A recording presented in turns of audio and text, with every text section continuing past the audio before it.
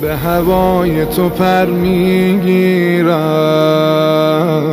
به نگاه تو مجذوب میشم. امام کی خدمت میں جناب جمال آئے اور امام علیہ السلام نے کہا کہ بتاؤ جمال تم اونٹ کی تجارت کرتے ہو؟ کہا ہاں مولا. کہا تمہارے اونٹ کہاں ہیں؟ کہا ہم نے تجارت پر دیا. کس کو بھیجا ہے؟ کہا ایک بادشاہ ہے. کہا بادشاہ کون؟ ٹھہر گئے جمال. مولا کیا جاننا چاہتے ہیں؟ کہا تمہاری نظر میں بادشاہ کیا ہے؟ کہا مولا بادشاہ ظالم ہے. کہا پھر بھی تم نے؟ کہا مولا وہ اونٹ اس نے لیا ہے تاکہ اس کے فوجی اس کے لوگ جائیں حج کے لیے. کہا لیکن ظالم ہے. توجہ کیجئے، لیکن ظالم. امام کے فقرے ہیں لیکن ظالم ہے. امام نے فرمایا تمہیں نہیں معلوم قرآن کیا کہتا ہے؟ اگر کوئی شخص ظالم، توجہ کیجئے گا، ظالم کے ظلم میں مددگار ہوگا تو وہ اس میں شریک ہوگا. امام سے کہا مولا میں اس کے ظلم میں شریک نہیں ہوں. کہا ظلم میں شریک نہیں ہو لیکن تم نے اونٹ دیا ہے. کہا بے شک دیا ہے.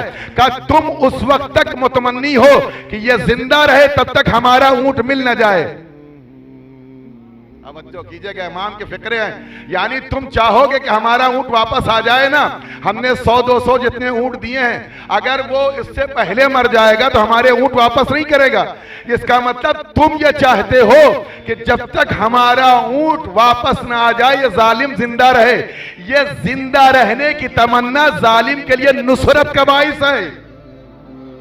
توجہ کیجئے گا، ذرا سا میرے ساتھ جڑیے گا. بہت حساس موضوع چھیڑا ہے جانے گرامی اور بہت سے لوگوں کی قلعی کھل جاتی ہے. یاد رکھیں کہ امام نے فرمایا ہے کہ اگر کوئی شخص ارادہ کر لے کہ یہ ظالم زندہ رہ جائے تاکہ ہمارا فائدہ ہو جائے تو اسی میں امام نے کہا سرزنش کی جائے گی. تم توجہ کیجئے گا، ایک وہ ظالم جو دنیا کے اعتبار سے امام کی نگاہ میں ظالم ہو اور اگر اس کا کوئی تجارت کے عنوان سے اپنے فائدے کے تحت اس کی زندگی کی بقا کی امید رکھتا ہو تو اسی کے ساتھ شمار ہو. تو جن لوگوں نے آل محمد کے گھرانے پر ظلم کیا ہے ان سے اگر ہمدردی کی گئی، اپنے دل میں کسی بھی اعتبار سے رمق نرم پیدا کی گئی تو امام نے کہا کہ تمہارا شمار انہی کے ساتھ ہوگا، ہمارے ساتھ نہیں. توجہ کیجئے گا، تمہارا شمار انہی کے ساتھ ہوگا، ہمارے ساتھ نہیں ہوگا. اس لیے کہ ظالم اور مظلوم دونوں ایک پلڑے میں جمع نہیں ہو سکتے. یا ادھر ہو جاؤ یا ادھر ہو جاؤ، فیصلہ کر لو. ابھی میدان کھلا ہوا ہے. جب تک امام کی تلوار نہیں آئی اس وقت تک تمہیں فیصلہ کرنا ہے کہ ہمیں کدھر جانا ہے، ہمیں کدھر نہیں جانا ہے.